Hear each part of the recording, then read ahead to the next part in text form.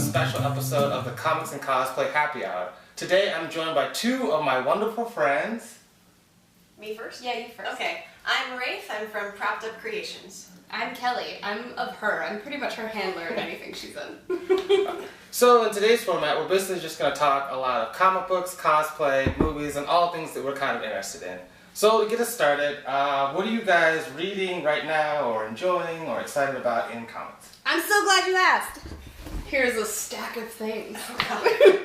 What I actually like trade-wise, I'm really interested in Pretty Deadly right now. Like it's one of those stories that's every time a new issue comes out, I learn more about everything that was already before it, which was great. And then of course I'm reading Adventure Time Flipside, which I love because it's a little different take. She-Hulk just started. I have a lot of high hopes. How do you feel about the She-Hulk? I love who she is in this first issue, which is great. Like, she's very, I mean, I hate this term, it's so thrown around, but she's very empowered in it. I'm not sure if I'm in love with the art style yet. Thank you, because that's what I've been like. Because, like, it's kind of, it's not horrible, and it's not bad, but it's not. There are moments where it feels really flat. Like here in her face a little bit, and it's not bad. Like, it's just a little flat. I don't get like female Hulk. It just comes off like monster sometimes. I don't know. I don't know. I'm willing to at least see where the story goes for now. So, and then Miss Marvel, which I'm sure everybody is talking about, which I've loved so far. You got the variant. I did, because I like the breakdown of her costume. I mean, as a costume. I don't think I even saw that one. Yeah, it's really fun. And then Sex Criminals. Finally, someone else is reading that. No one else is reading it? I don't know anyone else reading Sex Criminals. I love this book so much. Yeah, John I think did talk about it. Oh yeah? Yeah. He never tells me these things. And then in terms of big trades, I've been reading Captain Marvel because I want to get more into her story and figure out who she is. And I just picked up volume 6 of S.H.I.E.L.D. I'm way behind on S.H.I.E.L.D, but this is like a great kind of random book where everyone has eating powers. Oh, okay. I've only read one issue of S.H.I.E.L.D. ever. I actually really like it because hearing about people with eating powers is a little weird at first, and then you're like, are you going to eat a dead guy? And then it totally goes there where you're like, oh, you just ate a dead guy? Really? Yeah, and then it goes into a lot of other different powers of eating, and you wouldn't think there's so many variants of telekinetic eating powers. Okay. And there's a lot in here. And then it's really good. It is really good. That's about? Yeah, it's actually really clever. No, there's a wider story, but it starts with a guy who has the power to learn about the life of a person or a living object through eating it. So like if he eats a tomato, he'll flash back on how it was harvested, where it was grown, and all the processes, which is like, that's cool for eating tomatoes, but how would that be eating meat?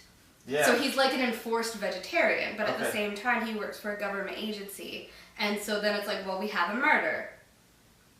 Why don't you nibble him and figure out who murdered him?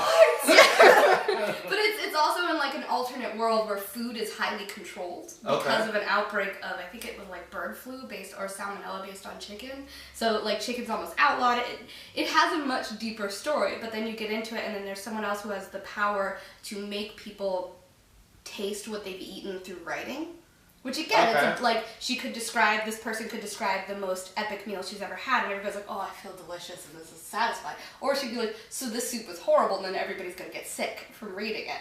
Oh, okay. Yeah, so like there's a lot of different food-based powers in this book that you're like, I would never have thought of any of these, and it's interesting. That's crazy. Yeah, and the last thing I read was Battling Boy. I don't think I know anything about that actually. It's its own story. But basically, it feels kind of like if you took the gods of Valhalla, put them in an alt-universal kind of thing, gave the Thorish Type 1 a son, and had the son go on an epic journey of manhood where he's basically dropped onto a planet and told, hey, save these people. Okay. Don't come back till you have. Okay. So the artwork is kind of gorgeous and a little bit interesting. But I haven't got into it enough to be able to fully say whether I love it or not. Okay. But it was definitely worth picking up for the first one, which is interesting. Alright, awesome. So, that's me. Wait, you're reading way more than I am. I have more time. I'm not building anything. I'm constantly catching up with things. I tend to fall behind, so I'm just finishing Battle Scars, which is a Nick Fury origin story, which I really love because it has our new Nick, not necessarily the cinematic universe Nick, but this comic book version with his BFF Coulson, aka Cheese, who is my favorite character, so I'll read anything with Coulson. And on that subject is Secret Avengers, which I'm, again, a few volumes behind on, but... You gotta tell me how you feel about it when it ends, because I read the ending, and I was like, what happened? Oh no. Oh no. Well, no, I was just like, I might have missed an issue and might not know what had happened, but I'm like, someone tell me what happened. When I actually catch up, we'll talk then, definitely. Okay. Then my guilty pleasure is Marvel Now's Deadpool, which really, really fun, really ridiculous. I hear it's good. The premise of the first, the first trade would be the Dead Presidents, which was kind of hilarious and kind of crazy and perfectly Deadpool. And the second trade gets even weirder, and he's just a really great character. And newer stuff, Loki, Agents of Asgard. Nice. I kind of love this one in terms of their explanation as to what Loki's trying to do here in terms of not necessarily a redemption, but wiping the slate clean. As a god of Asgard, he's compelled by his past mistakes, and those crimes and those stories kind of are drawing him back to his evilness. So he's trying to wipe the slate clean so he can continue on without being pulled back into that lifestyle. But whether or not that's going to happen remains to be seen, and it seems like Loki has now screwed over Loki, who's about to get screwed over by Loki. So I'm not sure what's going on with it, but I know, but it's great.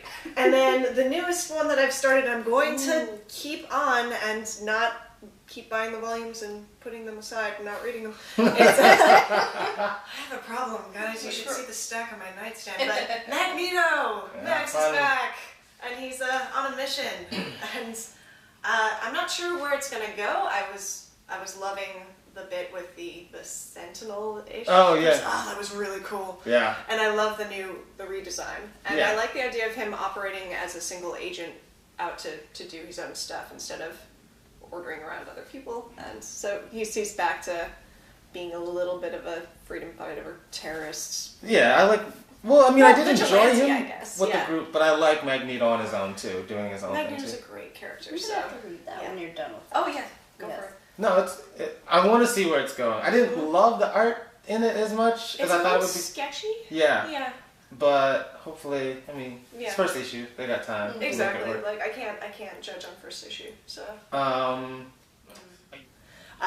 trying not to pay attention to what's coming out comic book wise until I catch up. That's probably smart. Yeah. So many things to read, you guys. So many things. All right. Let's see. What do you guys? So moving on to like TV and movies. Well, let's start with movies. Because I think someone might be a fan of something coming up soon. Maybe. Really? I mean, you know, here, I've got socks on too. I mean, I can't remember what movie it is. Maybe is there something? Is it like a major? Is it something with a colonel? Yes, or captain? Oh wait, that's what it is. It's a captain. Captain America and the tragic bro fight that's gonna be. I'm sorry. That's totally what it's gonna be. I'm really excited. I was excited about this because it's Captain America. He's the classic. He's awesome. He's Captain America. But then I saw the 30-second preview, which is all I'll allow myself to see because I don't like getting spoiled for the best moments of the movie. Smart. And then I saw Falcon. And then I let out a shriek of happiness so loud. Because Falcon, you guys. Yeah, Falcon is great though, and I'm glad they're bringing him back into all the canons. Like we've seen him in the cartoons, and it's the idea now he's coming back into full-on comics and into the movies. So I'm curious how big of a role he's gonna have in the movie though, because he didn't get a poster. Like they did every character poster. Yeah, they did. And they didn't give him one, and then they came back. I think people complained, and then they came back and they gave him one. That must be what I saw then.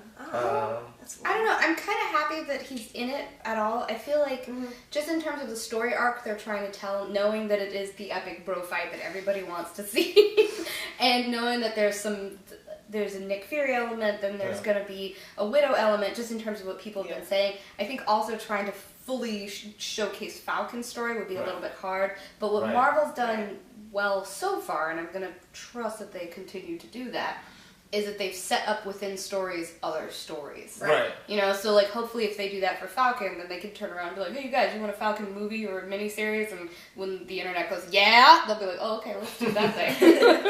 Because you raise a good point, because they did that for, well they just announced they're going to do that for Black Widow. Yeah, exactly. Like her movie's going to spin out of this.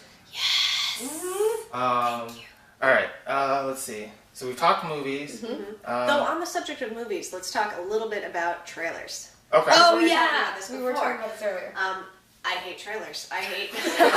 Well, that's not to say all trailers are bad. I love the 30-second teaser because that's all I want you to tell me. Like, if I know the media, I know what vaguely is going to happen. I know at least what characters will be. But I don't need to hear your best jokes, and I don't need to see the coolest explosion because I'm going to shell out so much money to see that in theaters. So don't spoil it for me. I'm very anti-trailers as well. Because it's, like you said, it's all the best bits, it's all the funniest parts, because that's what the trailer's supposed to do, encourage you to be like, hey, that was so funny, let me go see if there's more of that. But it usually isn't, because that's the best part. Let's see. So you're talking movies, comics, trailers. Yep. TV shows? TV. All right. What do you guys... Are you guys still watching Agents of S.H.I.E.L.D? Yes.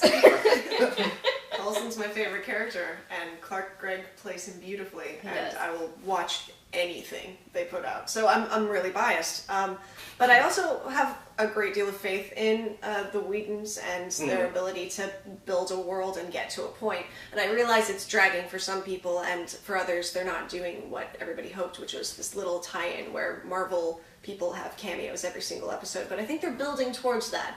And I just love Coulson so much. I will always stick with this. Yeah, I mean, they're doing a lot of cameos out here now. Like, Sif is going to be in there now. Yes, and Lorelai. Oh, yeah? Yeah, that's the, she's the Enchantress's sister. Younger right? sister. Yeah. Oh, wow. She'll be the baddie with Sif, apparently. So. Which is, I mean, I'm not as I love Coulson. I do love Coulson. I can't come as close to your love of Coulson. But to be fair, I love Coulson like Coulson loves Cap. That's true. She does. Yeah. I think, but like, still watching the show, I can see what they're trying to do. They are definitely hitting a point where I'm like, all right, you've given me too many on-screen questions and not enough on-screen answers. That is the one thing they're doing a little bit of Lost. Yeah, but there's still, you can still see the answers to the questions at least building on one another. Like it feels like if you figure out Coulson's backstory fully, it leads to a lot of the answers coming out of like the latest episode, which leads to a lot of answers coming out of about what's S.H.I.E.L.D. up to, which leads to a lot of answers about why the fuck we're worried about the whole Marvel universe. So I can see those answers layering on each other. And I will say it's just patience. They're working with what they've been given. So originally they had, I think, 6 episodes ordered by the network, and then they got expanded a bit more, and then they got expanded to the full season. So they've had to write and film as they went, like very much. They're still filming the first season now, I believe. They haven't even wrapped. Wow. Because it's been sort of a prove yourself every episode with your ratings sort of deal. So I'm willing to give them a lot of pass for that as well. How many episodes is it going to be, do you know? I think 22. Yeah, I want to say 22 or 24. Yeah. Yeah, like a kind of around a standard season, but a little bit less. Because I want to say a standard originally it was 6, and then it was 13, and then, so they're having to expand this story and fill a season that they weren't originally guaranteed. So. Yeah, so you have to cut them a little bit of slack for that. Cartoon-wise, if you can't tell, we're Marvel ladies, so we watch a lot of the Marvel cartoons. I love the... Don't watch the Hulk one. I will just say that. Which is tragic because Hulk is your favorite. Hulk is my favorite, and I love him a lot, but Hulk Agents of Smash is so bad! Has that been canceled? So bad, I don't know. But it's I see no promos for it. It was so bad. It's not very good. It made me so... angry. Like everything about it is so race. Don't watch it.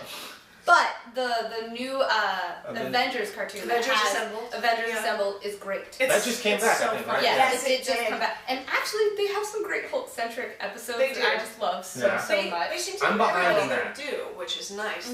They have centric episodes for both around 2 people working together and everything. But it's just, the voice acting is great, and they're using the same cast that they've used for a lot of the other cartoons, so it's very familiar. The stories are fun and engaging and action-packed. And the pacing is good. Which bothers me a lot in cartoons. Is a lot of times you have, here, we're going to talk about this one thing, whoa, suddenly this other thing, and then the episode's over, and you're like, what?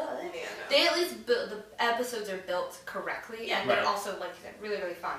And, And then we watch, is it Amazing Spider-Man? Or Spider-Man Ultimate. Okay. Ultimate Spider-Man, which I didn't know that was still on, because I had it they're between seasons. Yeah, they've done 2 seasons. They're gonna, I think they're working on a 3rd right now. I love this show so much. It's a fun I wonder if show. Coulson has anything to do with helping. Coulson is the reason I started watching it, because when I found out that Coulson was in there acting as a high school principal undercover, and he was voiced by Clark Gregg, of course I'm in. But then the story itself is so fun and charming. I love the cast of characters that you get to have a White Tiger and Nova and you Power get Man. to know a little bit about Power Man and Iron Fist. And then they all get their backstories too, so everybody's got their moment in the sun, but it's still about Peter Parker, who has that level of nerdiness mixed with the sass. It's like everything's a little bit more toned down, but I really like it. That one's good. Yeah. And then... So good. Yeah. Alright, so let's see. So then you want to talk costumes, cosplay, conventions? Yeah. So... maybe just a little.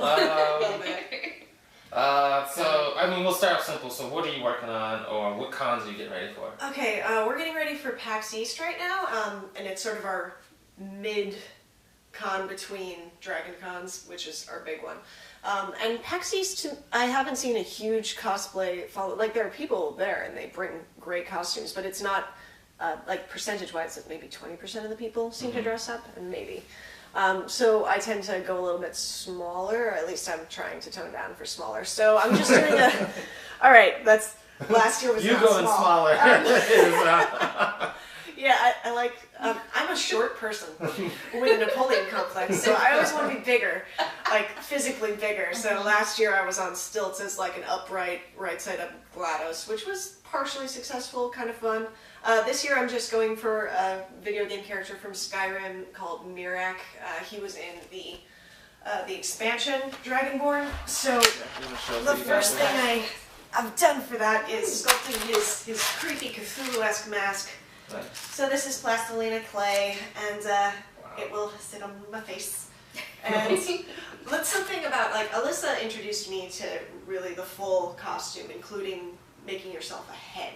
Yeah. So I've gotten really addicted to Sculpting hiding. Yeah. So I don't have to worry about if I look like a character or not. I just hide behind the mask. Is that a live cast of you, or is it yes. a stand event? Yeah, this is actually a live cast of myself. So. Nice. But I built up the mask bigger in case people would like to buy a cast of it later. Nice. So that's my only one I'm going to be working on for PAX East. I'm also working on a certain road commission for a wonderful person named Tanya, but I don't have anything ready to show yet. Okay. But yeah, that's in the works as well. Alright, tell us about this costume that you're going to sew. First of all, we should clarify that when she says we, she means her partner Alyssa for Properly Creations. She does not mean me. I am the bag bitch handler, which I love. I'm super okay with that. Like, I love that role, actually. I love helping people be prepared. I love making sure that they don't die. I'm alive because of her. Don't die. So, but just to clarify, when she says we, she means her and Alyssa, because this is actually my first PAX, and I will not have a costume for PAX at all, because, again, I'm helping. They're doing the panel at PAX, so I'm probably going to be helping lift carry, do things for that. And for me, it's easier when I don't have to worry about anything, like, oh, I'm just wearing jeans, fuck it. Yeah. But for Dragon Con, which is kind of our main con, I have this idea that I really, as much as jeans and t-shirts are great, and I love that, but I would really love to do different dress styles based on superheroes. Okay. Because there's been a Captain Marvel dress going around the internet that's beautiful and gorgeous, and I love that it's something you could probably just wear in everyday life, that people be like, that's a cute dress, and wouldn't even know that it's superhero based unless you know Miss Marvel, and then it's an instant in to be like, the thing you're wearing. So I kind of want to do something like that. So I have a couple of characters on my brain that I'm working on. I'm thinking about Heimdall. Yeah. Because they're We found a fabric that's sequined rainbow. Yeah. It's absurd. It's like iridescent. So we figured if we dressed her up as Heimdall and stood a little bit down and said, "Open the Bifrost," she could just fling some fabric and walk. Because they're thinking about doing like a Loki and a Thor, and I really love Heimdall so much. I love Idris Elba, but I mean he fucking took out a ship with a knife. You cannot get more badass than that. And then he went back to his fucking post and be like, "Yo, there's shit I need to be done." Like, I just love him. I love him as an idea. I love him as a character. I like his armor, but I don't have the skills or the wherewithal to build those skills of building. So I'd love to make like a gold kind of crazy Heimdall dress that's reminiscent of his armor. I also really, really want to do Static Shock. Because I love Static Shock. And then I have a female version of a Nick Fury that I do with her Coulson. Yes. And I've been We'll put a picture up so yes. you can see it. Oh god. Yes. Oh man, you have to do the Comic-Con one. Oh yeah. Where we're actually with the wax statues of Nick Fury and Captain America. It's great. But I'm contemplating on whether the third will be just more of a S.H.I.E.L.D. uniform because I like that's their more tactical, original too. Yeah, I like their great, tactical uniforms because it's pieces on pieces on pieces, and to do that if you got a black fabric with kind of a slightly different material or an off black to do those kind of technical pieces on a dress could lead to some really interesting structure. So I'm kind of thinking about those things, but this is from the person who never sews. Miss so, America. oh yeah, you guys want me to do Miss America? We have a tutorial on how to do it. I know you do, which is really why I might. It's only because hot pants. But there are other versions where she's wearing like the leggings that go down to your I want to look at her because yes, I do like her. I need to get back and read more of the Young Avengers to know. But she's on my list of possibles. So so to be fair, all this is very ambitious. Alright. But if I didn't make request it, well people put comments. Oh, Kelly, you're gonna have people to do it. Please do the thing. No. I do it because I want to do it. I just don't need everybody on the internet yelling at me.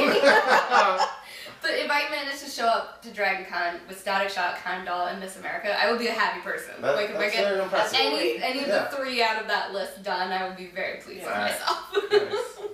Alright, well, thank you guys so much for being here, and you can find more of your lovely work at ProptUpCreations.com or Facebook.com/ProptUpCreations. Alright, well that's it for today. Oh. I'm not sure. Search for us, you'll find us. Alright, and that's it for today's show. And as always, we'll see you on the con floor. Bye. Bye.